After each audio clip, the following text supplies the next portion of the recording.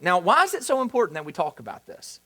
Right? Some of you would say, I know everything you just said. I get that already, right? And that's awesome. I'm glad you do. But here's the deal. Your understanding of the church, how you view church, your paradigm of church will actually affect how you live out your Christian walk. You can't disconnect the two. Your view and understanding of the church, its importance, its functions, your connection to it will actually affect your walk as a follower of Jesus. There's no way you can disconnect the two.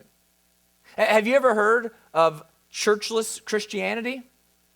There's a lot of people today trying to live that out. The problem with that is that the Bible gives no advocate or endorsement for such a position. Churchless Christianity is not found in the Bible at all. And so many have the battle cry today of, well, you don't have to go to church to be a Christian. And I would say, you're right.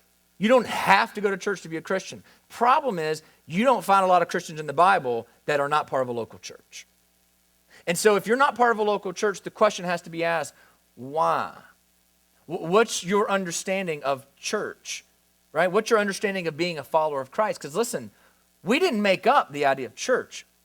Jesus established his church. Remember what Jesus says in Matthew 16? He says, I will build my church, and the gates of hell will not prevail against it. So whose church is it?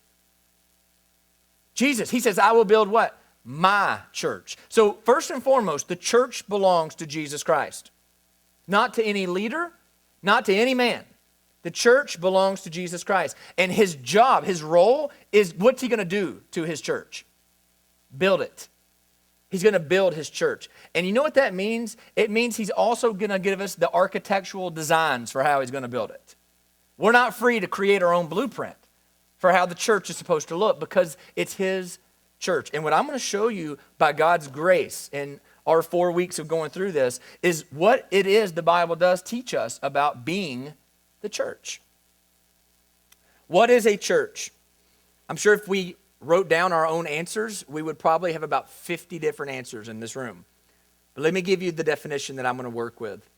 A local body of believers in Christ, coveted together as members of one another, giving evidence of the biblical marks of a church for displaying the glory of God to the nations. Let me give that one more time, and I'm going to say this a bunch, so don't freak out if you don't get this. A local body of believers in Christ starts with being a local body of believers, coveted together as members of one another. This is talking about church membership. I'm going to get more into this in a minute. Giving evidence of the biblical marks of a church, meaning there's external signs from the Bible that show that we truly are a church. I'm going to get into that in just a moment. For displaying the glory of God to the nations. We'll get into that next week. This is a church. That's the definition of the bride of Christ. Yes, there's a universal context, but the Bible speaks most predominantly about the local context. And it's a body of believers, listen, who are coveted together, who are united together as members of one another. It's not enough to simply say, I go to church, I attend church, but there's an aspect of being united, not just to Christ, but to each other. And I'm going to show biblically how this is the case. Because I want you to ask the question, are we just going off that on our own opinion, or is there anything biblical about that definition? Right? Because you could tell me it's a local body of believers, and I'm with you, but as soon as you say covenanted together as members of one another, that sounds like man's tradition.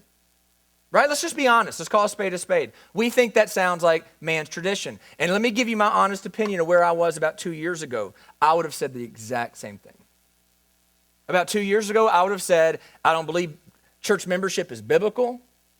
I think it's something man's done. They don't, just to control people. Like that would have been my arrogant statement. And I have been shown to be very foolish in that as I've studied. And as God, by his grace, has shown me some different things. And I want to try to do that tonight. So let's look at first this idea of being members covenanted to one another.